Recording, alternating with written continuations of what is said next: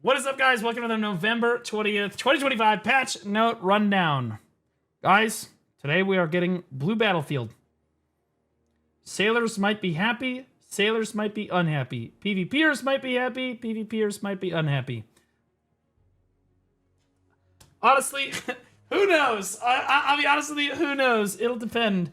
Initially, I thought that the rewards were much higher, but then upon further inspection, the rewards are not actually super great. So I don't know, you guys will have to let me know in the comment section what you guys feel about the Blue Battlefield, or you know, if you're a sailor or if you're a PvPer, like, or if they're just too high or too low or whatever. But either way, let's get into it. There are no events ending on this patch, so you don't have to worry about events ending here, but you do need to worry about events starting. New sailors for hire. Apparently you can just hire sailors now. Looks like sailors will appear in more locations. They're more prominent. The ones you're looking for are more prominent as well. And then, yeah, so hire time is going to only be 5 to 10 minutes. You're going to get double sailing EXP during it as well, and it should be a little bit easier to get sailors. Piece of Edana, Bahram's secret deal. All right, so what is this? This is begin your journey, earn up to 5 pieces of Edana. Wait, why? Wait, what is this? Complete every main quest in Edana, then seek out Bahram to discover his offer. And this goes through January 15th, by the way. So this is going to be here for a while. Once per family through January 15th. And you do a quest. Yeah, you just do a quest. You hand over a Pride Debo. And you get, again, another attempt to thin down the Debo market, or keep the Debo market under control. You know, hey, what are you going to do? Is what it is. Sure. Yep, and you're going to get Edana gear. Great. Are you only going to get one? Oh, no, you have to turn in a Pride Debo for every single one of these, but you can get 5 total. So 5 Pride Debos equals 5 pieces of Edana. Sure. Sure. Once per family through January 15th. Shakatu month, farm hunting hot time. All right, so 100% farming and hunting EXP. And a bunch of moles will appear while farming. That one's pretty easy. That's pretty easy. Targargo and Targarga. What the? Oh, the Thanksgiving Targargo. Okay, so the world boss, I guess field boss, turkey is available here. And you can get like, 100 stacks and different types of stuffed turkey, some cron stones. Fun stuff. Anyways, yep, cron stones, all this stuff. You can get event turkeys that give you all AP for 10 hours and stamina and all damage reduction and HP. These are really good for like node wars and stuff. Life skill mastery plus 100, life EXP plus 20%, sure. Yeah, after defeating the boss, you get a bunch of fun rewards. So it's definitely worth going to if you can get there. Or if you can remember to go do the turkey boss. It's definitely worth doing. So have fun killing the turkey. He's a lot of fun. Now, Shakatu Black Shrine bonus. Double rewards. Yeah. So you're going to get double rewards for doing your Black Shrines for the week, guys. Actually, okay. So you're going to get double rewards, it looks like. And the server also gets double rewards. So the Earth Aura, instead of giving us item drop rate 20%, it's 40% now. And AP is not 1 but 2. DP is not 1 but 2. Sweet. Okay. Sure. Okay, and I hope that you were all prepared for that, because see, now we're going to talk about Justin Bieber's return here. Yeah, I know. We all didn't want it. We were not here for it. We've never been a fan of Justin's music, but here we are. When you first set foot in the World of the Black Desert, your journey begins with the main quest. Most adventurers start along the ancient stone chamber path, which naturally leads to Bartali farm. Adventurers, do you recall the first time you spoke with Emma? Who? The node manager at Bartali farm. She greeted you by saying, "Hello, my name is Emma, daughter of Justin Bartali. Justin Bartali, Igor Bartali's son, and Emma's father, has at last revealed himself." Okay. What tale kept him hidden for a decade? To uncover his story, enter the game and speak with Emma and Igor yourself. Okay, yeah, so you can just like go do this, I guess. I don't know. So there's, yeah, okay, so it's an adventure log. It's an adventure log, and you can get, to be clear, you're not going to get anything, no stats for adventure logs anymore. You will get a title named Doggy Dog and Acrophobic and The Prodigal. Those are the titles you can get here. What is acrophobic? Is an intense or irrational fear of heights. All right. Interesting. Also, you get Born to Roam. Sure, you get some loot scrolls in here. Nothing crazy. Some 300 cron stones, the best thing you can get down there. But yeah, nothing crazy there. All right, Blue Battlefield is here. Crashing waves break the silence of the sea, and the scent of the war hangs heavy in the air. At last, the hour has come for the Blue Battlefield to emerge before adventurers. The Blue Battlefield invites guilds and alliances to clash upon the sea, battling for control of island nodes aboard mighty ships under rules akin to current Node War occupation mode, because everyone loves the occupation Node War style. God, what a successful game mode that was. We have crafted this new adventure for captains who cherish the boundless waters of Black Desert. All right, boys.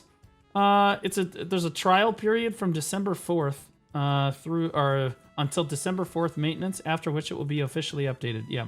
So, all right, then you come to this section right here, and it's Blue Battlefield main rewards. This is for participating. You get 2 to 4 billion silver and guild funds. Well, it says guild tax. Maybe, like, that's got to be just guild funds that are coming to the guild. Now, that being said, you're going to get 5,000 Crow coins, Okias, Origin Stone, Deep Sea Crystal Box, and 500 million in gold bars.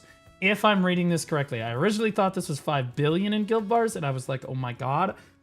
500 million in gold bars, which I'll be honest with you is kind of underwhelming.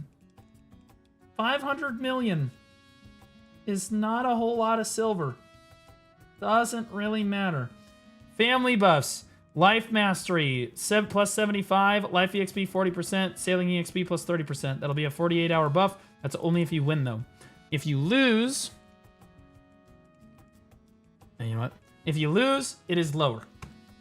All right, so the application period is the same. The application process is exactly the same as it would be for Occupation Node Wars. You just sign up to an hour before the war starts. You just click start, and then it kind of drops you in. And it's just like Occupation Node War, guys. It works exactly the same. Depending on how many guilds sign up, a certain amount of forts will be allocated, and then you have to try to conquer the forts and hold on to them until time expires. The time ranges from 20 to 60 minutes. So you need to be able to hold on to kill the neutral fort, and then hold on to that fort for 20 to 60 minutes, depending on how long your fort timer is. That's how it works, okay? And this is what the like, you're like, oh wow, that's a lot of forts. Not all of them spawn, guys, so if only like 3 guilds participate, only 1 fort is gonna spawn. Okay. Blue Battlefield tiers are as follows. Okay, so there you go. There's the tier 3 through tier 5 forts. And you get better rewards for owning better things. All right, some forts have a question mark end time because we really loved this part of Occupation Wars. But was one of the things that I think adventure feedback wise from the Node Wars scene was that they loved the randomness that went into owning Node Wars. That's what we love about PvP in general is randomness. I know that there's a lot of PvPers out there that really want to bring resistances back, just to bring a sense of RNG to whether or not they CC someone. They absolutely love that. But hey, we got a random fort times in this too. We love it so much. Fucking stupid. All right, during the battle, okay, you have active forts. Yeah, all right, I'm not going to explain all this because, again, it's just like the Occupation War, as I explained before. The ships allowed on the Blue Battlefield are the Guild Galley, the Improved Guild Galley, the Fury Galleon. This is the ship that one person gets a week if you own a castle. If your guild owns a region, you can give like the certificate to one person, and they can have this ship for 7 days. But either way, this is the best ship in the game here, minus the Guild Galley, which I'm going to talk about in a second. The Carrack, the Panic Sun, and obviously the other, like the Euphoria frigates and sailboats and stuff are allowed in here too. But you're basically cannon fodder. The Euphoria, I want to be very clear to everybody. The Improved Guild Galley, if brought to a node, brought to the Blue Battlefield, can, I think it's 2 or 3 shot a fully blue geared Carrack with 2 or 3 ram ticks. You just sink immediately. It's also the tankiest ship in the game by a complete landslide. It is not even close. You will run out of cannonballs and have to reload 2 or 3 times to try to kill it. It is an overwhelmingly tanky ship. And it can be crewed by a lot of people because the cannonballs do a lot of damage, and then the people manning the ship can row. So even if you're not a part of, even if you don't have a guild, or even if you don't have a ship, you can still just show up with your guild and just be on the guild galley and be super useful. It's not necessarily a bad thing that the guild galley is that tanky. I think it's actually a good thing in my opinion. So one of the good things they did with this game mode is they encourage people to use the guild galley and work together. Crazy, right there. Now that being said, yeah. So here's smooth turn. Okay. Added a new Panoxon skill, the Death's Pivot Smooth Turn. So Panoxons can now rotate 360 degrees on a dime, guys, as long as you're Master 1 sailing. So you can see it happening right here. So I can't emphasize enough, if you don't have a red sailor in your guild, or you don't have like a really top tier sailor in your guild that knows what the fuck they're doing and has an Eberner's Null, you are not going to have a super great time with this game mode unless you at least have a guild galley. You're going to get gunned down. It's going to be a little rough. Okay, Blue Battlefield Guild skills. Okay, so instant repairs, 15% of guild ships' durability for Seaforge Blessing, 30-minute cooldown. Breezy Voyage, guild ships movement, speed plus 20%, 5 minutes duration.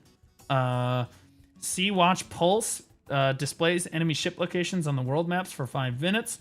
That's very interesting. It's like Battleship, All right, so Admiral's Rally. Extra damage against ships and forts, 5,200, 5-minute duration. Okay, sure. Right, and these are all 15 to 30-minute cooldowns. This is what the Sea Watch Pulse looks like. It shows you where all the enemy ships are, guys. Interesting. It's like a radar. Assemble! 10 minutes before Blue Battlefield begins, the Assemble button in the top right.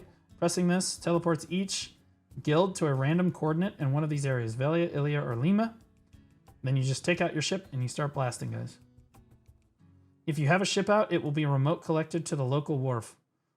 No sailor satiation, loss, or sickness on remote collection, but any trade barter goods on board are destroyed to prevent abuse. Okay, yeah. So, guys, don't have your ship out when Node War starts, or when Blue Battlefield starts. If you have no ship out, use the Wharf Manager's transport function to retrieve stored ships. Guild ships out at the start will be remotely collected, so keep them in the guild wharf. There you go. All right. Blue Battlefield quality of life features. So if your ship is destroyed during the Blue Battlefield, you can revive at one of these wharfs with a special UI. You can instantly resurrect and your character dies at the Blue Battlefield. So that was good that they thought that out. Names of other adventurers are now visible from further away in the Blue Battlefield. Whatever. Set guild colors. So you can set guild colors for people during Node War. Just like in Node War, you can make enemy guilds different colors if you have allies or whatever. All right, so the actual difference between victory and participation. Again, you're going to get some guild funds. We talked about this, 2 to 4 bill, depending on the tier of the fort. Then you're going to get, there's a victory and a participation buff. These are 48-hour buffs that go to your family. You either get life skill mastery plus 50, life EXP plus 30%, sailing EXP plus 20%. That's the participation one. Life skill mastery plus 75, life EXP plus 40%, sailing EXP plus 30%.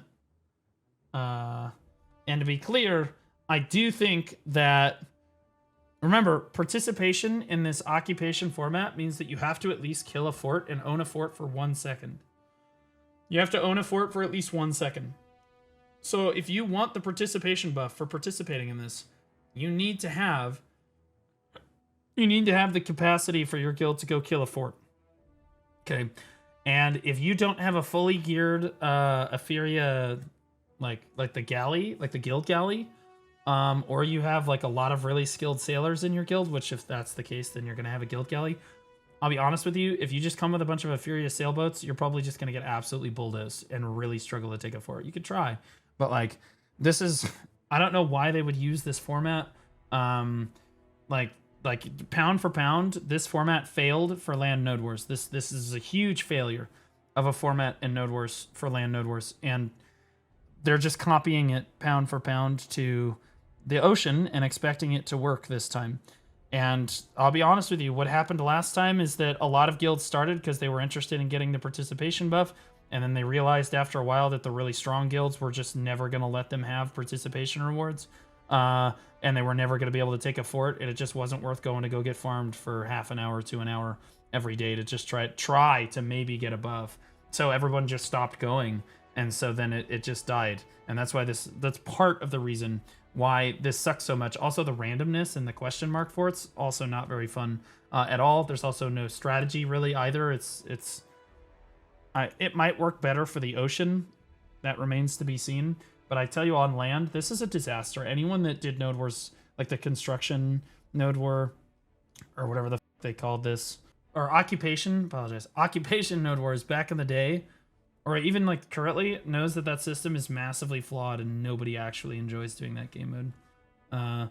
Unless you're just, a for fun guild just trying to go frag out with your friends, but it's not that's not really what Node Wars is about, right? And I don't think that's what Blue Battlefield's going to be about either. It's going to be about expressing how strong your ship is, right? And like how strong your guild is on the ocean, and people are going to want to be competitive, and this is not going to really express that very well. But I don't know, man. Who knows? Maybe I'm wrong. Maybe I'm wrong. Now, that being said, the best possible reward that you can get for Blue Battlefield here, the best possible reward is 500 mil. If you win, you get a 500 mil in gold bars, and you get like 5 loot boxes and a deep sea crystal box to help you get like the ocean crystals or whatever. The blue wave loot boxes have, various trinkets in them. The Okia's flowers and whatnot. Whatever. If you lose, but you get participation, so if you at least hold a fort, you're going to get 300 mil in one of the loot boxes. Tier 3, T4, T5 have scaling rewards. You get just more loot boxes each time. But, it really doesn't matter if you get a T3 or a Tier 5, because either way, you're going to get the Deep Sea Crystal box, which is really what you're kind of there for, and then 500 mil in every case, if you win. And I'll be honest with you, 500 mil seems a little low, right? Seems a little low. Node Wars, you got to understand, Node Wars should get more rewards, and Siege should get more rewards, just because you're popping consumables the whole time. And you don't need consumables for this, but 500 mil for winning? And when it was already going to have a low amount of people anyway? I don't know, man. And it happens every day. Yeah, Sunday through Friday. Yeah, every day except for Saturday. Every single day except Siege Day. This is happening. I don't know, man. I'm just going to be honest. I don't know. I think that's a little low. All right. The Blue Wave loot boxes, here they are. You can get some Manos accessories in here. You can get Perfume of Deep Sea and Perfume of Courage. Not even the good perfumes anymore. Concentrated Black Gems times 10. Sure, those are great. You can roll 1,000 Crow Coins, right? They're whatever stuff, right? Okia's Origin Stone can be rolled into Margoria Crystals or Rusalka Crystals, so that's good. Deep Sea Crystal boxes can get you... yeah, just more sea crystal stuff. Sweet. There's also temporary titles like there is in Node War. There's Naval Hero for killing 10 ships, Fleet Commander for destroying 25, and Naval Weapon for destroying 50. Sweet. Awesome. Hopefully they give you a glow or something, or maybe it makes your ship glow. That would be super sick, but let's be honest with you. Probably not. They probably didn't think that through. Class changes. There are none. It's just bug fixes. A Furious Star adjusted the appearance rate of the Furious Star for special barter to be 5 times higher than it was. Added the Furious Star 70s, a very rare reward from in the barter menu. From Explore in barter. Okay, whatever. Change so that when enhancing any of the 6 life tools, a warning window will appear if you have excessively high enhancement chance. Updated the icons for Breath of Omua and Breath of Narcion. Okay, so they look different now. Sure. Change so time-filled Blackstones is now stored in your inventory instead of your enhancement inventory when obtained. When using time-filled Blackstones as an enhancement material, it must be stored in the enhancement inventory as before. Why? Why wouldn't you just allow people to craft or exchange from the enhancement menu? Why are you putting time-filled Blackstones in the normal inventory? Just make it so that people can craft and do shit from their enhancement window. You're making your own feature worse, like physically worse. Okay. All right. Improves that the C8 to C10 Bamboo Legion fight only resets after leaving the combat arena a certain number of times. Reduce the AP of the bandit warrior and the bandit archer who ambush wagons during trading by 80 to 90%. What? Reduce the AP of bandit warrior and bandit archers who were ambushing wagons during trading by 80 to 90%. Who is trading? Trading's not even in the game. What? Trading's not even in the game. They're prepping for a big trading update, confirmed.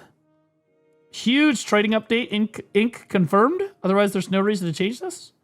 Quest and knowledge UI. Change out the gear with insufficient max durability for enhancement cannot be placed in the enhancement slot. Change the placement of the following guild skills. Yeah, whatever. Added a display showing the town name when accessing the central market warehouse. Okay, whatever. So, command to gather, horrors of battle, battle reorganization, and boost morale all got their location in the guild menu changed, guys. Translation, bugs and fixes, and yeah, that's it. So really just the blue battlefield today, guys.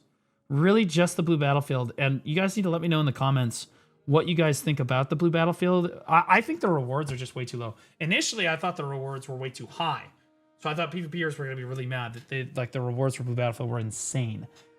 But after I double checked, they're just really low, right? They're not even half. They're a third of what you get from doing Node Wars, which in fairness, it should be lower than Node Wars because you don't have to pop consumables, but really for winning, you get 500 mil?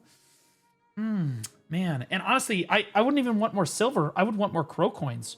So sailors, you tell me what you want, but I was expecting 10,000 crow coins or something for winning. I don't know, something reasonable, I guess, but who knows? All right.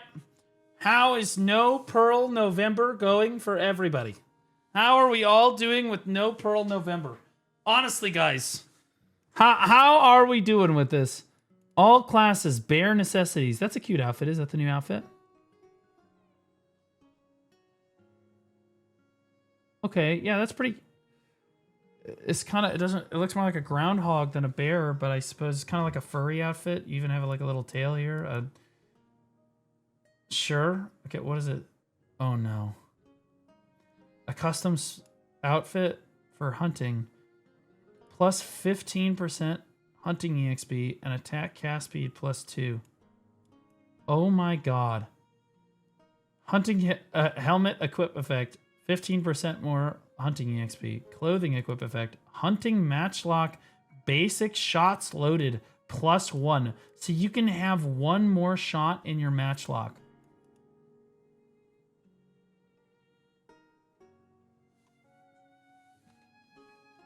Dude. You play Where Winds Meet and you're like, God damn, bro. You don't realize how good or how bad you have it in a pay-to-win section. Guys, this is the pay-to-win hunting outfit. Perlibus is desperate. They need you to spend money on the game. Do not spend money on the game. Don't do it. No Pearl November. Stay strong. Just don't go hunting. Just don't do it. Okay? Yes, it gives you one more matchlock reload, which is crazy. Also, attack cast speed plus 2 is insane too, because then you don't need to run crystals for attack cast speed.